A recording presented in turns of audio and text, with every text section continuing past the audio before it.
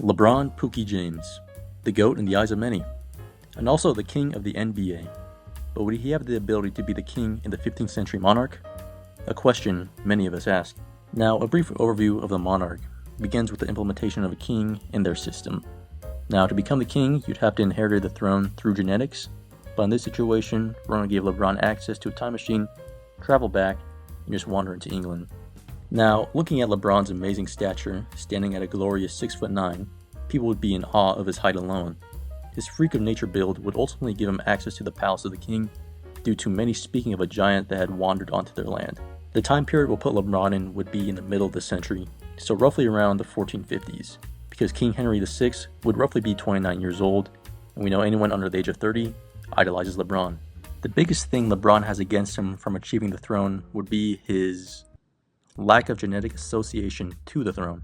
But Bron can bypass this system because King Henry has many cousins, and the most likely of options to marry him would be that of Isabella of Portugal. Now, being cousins to King Henry, and as well as being alive during his reign, this gives Bron a perfect opportunity at the throne. At the time, Isabella is married, but I'm sure once she looks at LeBron, it's game over.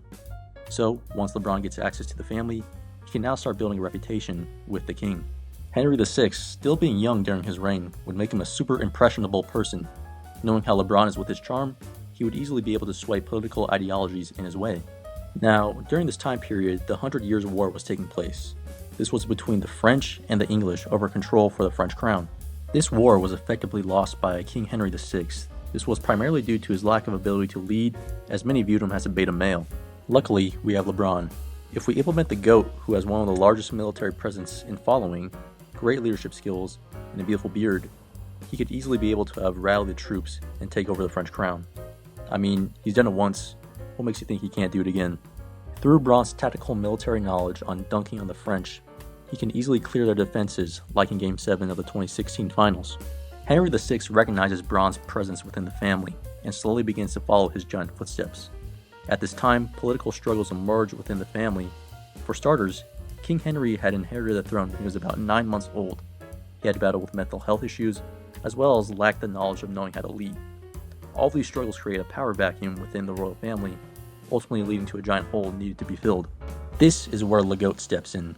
Bron has been known to empower people around him. Look at what he did when he was down 3-1. Basically turned Austin Reeves into Larry Bird. But at the end of the day, LeBron isn't here to be nice. He's here for that throne. Using his innate ability to recognize weakness, he attacks King Henry VI with gifts. Bron can't take him out yet because many people within the family are viewing him as a threat because they see recent favorability towards him from the king. So once Bron gives him a basket full of game-used socks and tacos, King Henry's mental health begins to return. And through LeBron's spectacular way of making everybody around him better, King Henry VI begins to rule over the kingdom with dignity and pride. Now the king's closest nobles begin to question Bron's true intentions. This is primarily based off of jealousy, as why would anyone question Bron? So at night, the nobles would stage a coup. They sneak into LeBron's quarters and place a max contract on his nightstand. This will make him the highest paid player in the league, effectively making him want to return to the future and cash out. But Bron sees through this, and ultimately chooses to throw away the contract because he's a humble person, and money doesn't motivate the man anymore. And once LeBron noticed that the contract was written by the nobles, he knew to take action. He uses his Euro step to slide past the guards, sneak into the quarters of the nobles, and then takes them out using methane gas. The king begins to take note of the death of his closest advisors and starts to feel as if the crown is being threatened.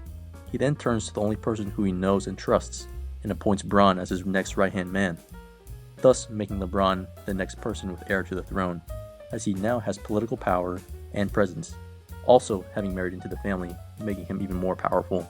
And right as LeBron is about to take the throne, a fog rolls into the palace, and when it clears, we see MJ. Now we all know we can't talk about LeBron's accomplishments without the need to bring up MJ.